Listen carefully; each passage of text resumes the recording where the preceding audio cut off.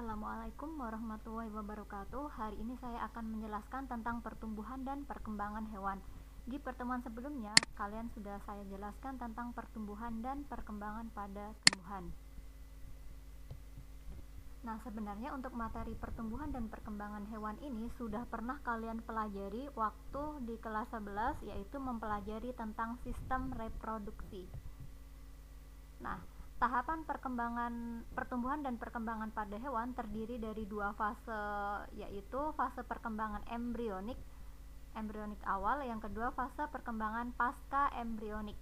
Untuk perkembangan embrionik awal terdiri dari fertilisasi atau pembuahan, yang kedua adalah pembelahan, yang ketiga gastrulasi, yang keempat morfogenesis, yang kelima organogenesis atau pembentukan organ, dan yang keenam adalah diferensiasi.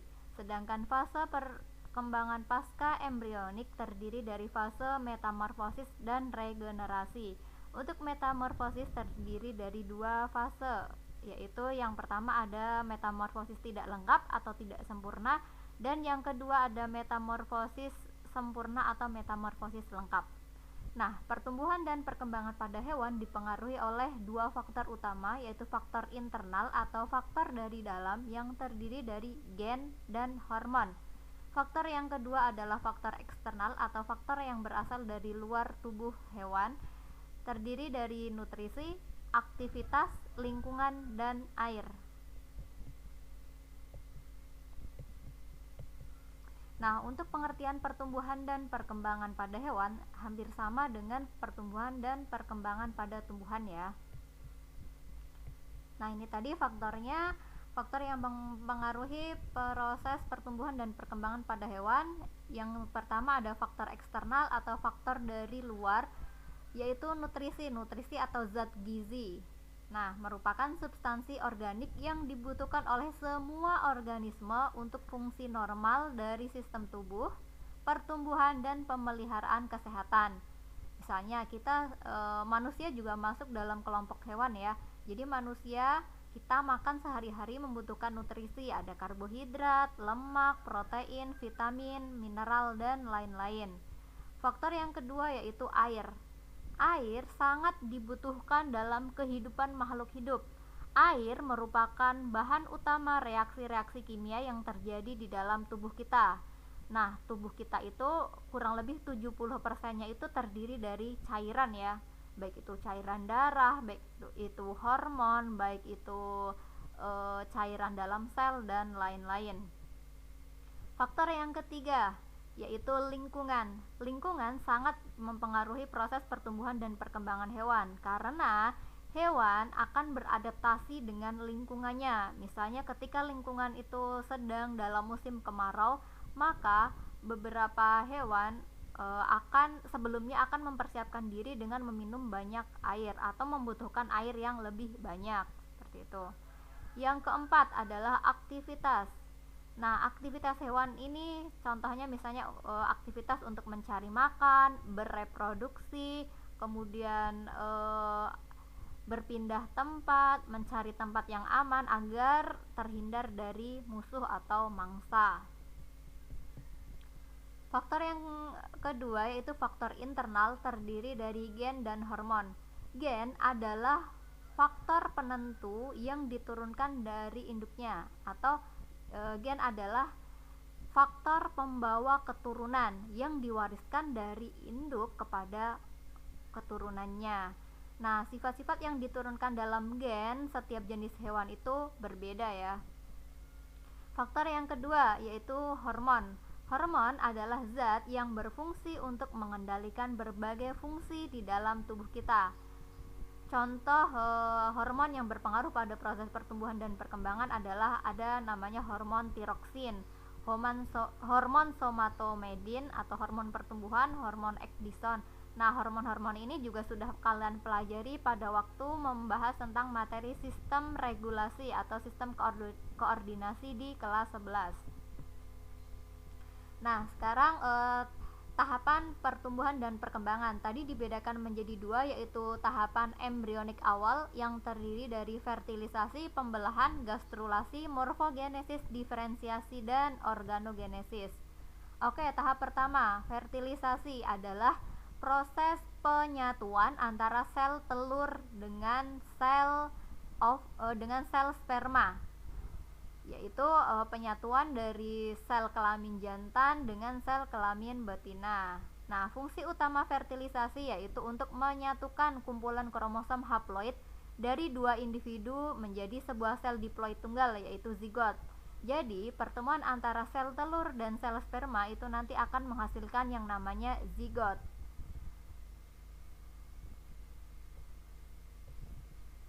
Nah, tahap yang kedua yaitu pembelahan. Pembelahan membagi zigot menjadi banyak sel yang lebih kecil.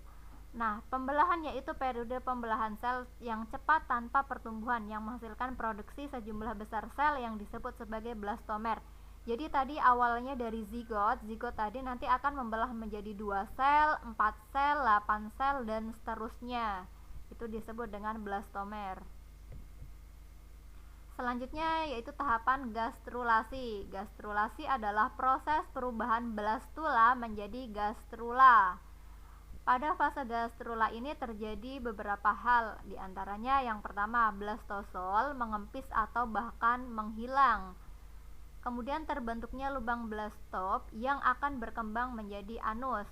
Yang ketiga terbentuk ruang yaitu gastrosol yang akan berkembang menjadi saluran pencernaan. Kemudian terbentuk 3 lapisan embrionik yaitu lapisan ektoderm atau lapisan luar, lapisan mesoderm atau lapisan tengah, dan lapisan endoderm atau lapisan bagian dalam. Ini awalnya ya. Yang ini masih berupa blastula. Tadi ini zigotnya ya, dari 1 sel menjadi 2 sel, 4 sel, 8 sel, 16 sel, dan seterusnya. Kemudian nanti menjadi blastula. Blastula itu di tengahnya itu ada seperti cekungannya yang di sini. Kemudian nanti dari blastula kemudian akan berkembang menjadi gastrula. Nah, akhir dari gastrula itu terbentuk 3 lapisan. Ini yang di luar adalah lapisan ektoderm, kemudian di tengahnya adalah lapisan mesoderm, dan yang di dalamnya lagi ada lapisan endoderm. Kemudian di sini terbentuk lekukan yang disebut dengan gastrosul. Yang selanjutnya adalah morfogenesis, merupakan proses perubahan bentuk dan jenis jaringan menjadi berbagai macam bentuk dan jenis jaringan lain. Jadi tadi dari tahap sebelumnya terbentuk 3 lapisan, mesoderm, endoderm, dan ektoderm. Nah, nanti lapisan-lapisan tersebut akan berkembang menjadi jaringan lain. Tahap selanjutnya yaitu diferensiasi. Fase terjadinya diferensiasi struktur dan fungsi sel. Diferensiasi merupakan proses ketika sel kurang khusus menjadi sel yang lebih khusus. Jadi proses perkembangan dari sel yang sebelumnya fungsinya umum menjadi sel-sel yang mempunyai fungsi lebih khusus atau fungsi tertentu. Nah, selanjutnya yaitu tahapan organogenesis, yaitu tahapan proses pembentukan berbagai organ yang diperlukan oleh tubuh dari si hewan tersebut. Misalnya kita manusia, berarti ada proses pembentukan jantung, paru-paru, organ pencernaan, organ pernapasan, dan lain-lain.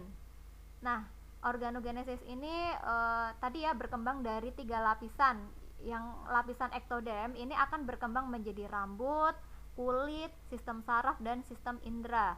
Yang kedua, yang lapisan kedua yaitu lapisan mesoderm, dia nanti akan berkembang menjadi organ reproduksi, kemudian organ peredaran darah, dan organ ekskresi, misalnya paru-paru, kulit, ginjal, kantung kemih, dan seterusnya.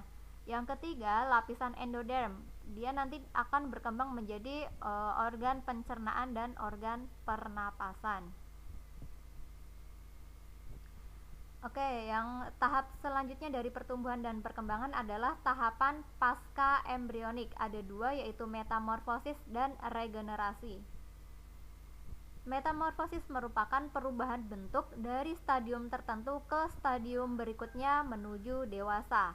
Nah, metamorfosis terdiri dari 2, yaitu metamorfosis lengkap atau metamorfosis sempurna yaitu metamorfosis yang tahapannya itu lengkap.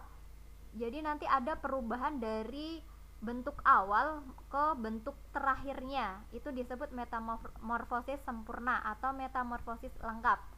Contohnya yang mengalami metamorfosis sempurna yaitu kupu-kupu dan katak.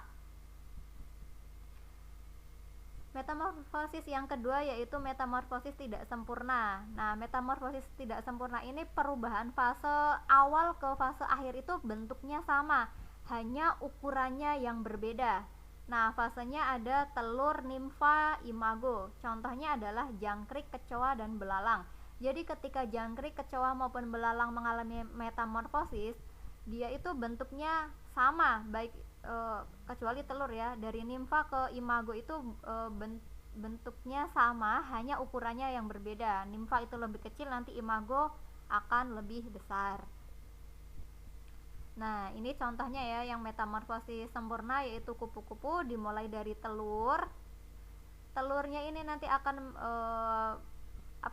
menetas menjadi ulat-ulat kecil. Nah, ulat-ulat kecil nanti akan berkembang menjadi ulat dewasa. Ulat dewasa kemudian nanti akan berubah menjadi kepompong, dan kepompong kalau sudah waktunya untuk berubah nanti akan menjadi kupu-kupu dewasa. Nah, kalian lihat ini bentuknya berbeda dari telur sampai kupu-kupu dewasa. Nah, ini disebut dengan metamorfosis sempurna. Yang kedua adalah metamorfosis tidak sempurna. Contohnya misalnya pada kecoa. Kalian lihat di sini telur. Kemudian telur akan berkembang menjadi nimfa. Ini nimfa. Kemudian nanti dia akan berkembang menjadi imago atau bentuk dewasa. Nah, kalian lihat di sini bentuknya sama kecoa. Hanya ukurannya saja yang berbeda. Nah, ini dikatakan metamorfosis tidak sempurna karena tidak terjadi perubahan bentuk. Nah, tahap yang kedua yaitu regenerasi, yaitu kemampuan untuk memperbaiki sel atau jaringan atau bagian tubuh yang mengalami kerusakan, hilang maupun mati. Jadi ketika sel-sel kita itu misalnya kita jatuh kemudian terjadi luka, nanti akan terjadi regenerasi sehingga sel-sel yang tadinya rusak ataupun mati ataupun hilang nanti akan diganti dengan sel-sel yang baru. Untuk hewan tingkat tinggi terbatas pada jaringan ya, sedangkan hewan tingkat rendah dapat sampai pada tingkat organ. Oke, sekian untuk penjelasan proses pertumbuhan dan perkembangan pada hewan. Kalau ada pertanyaan silahkan bisa disampaikan.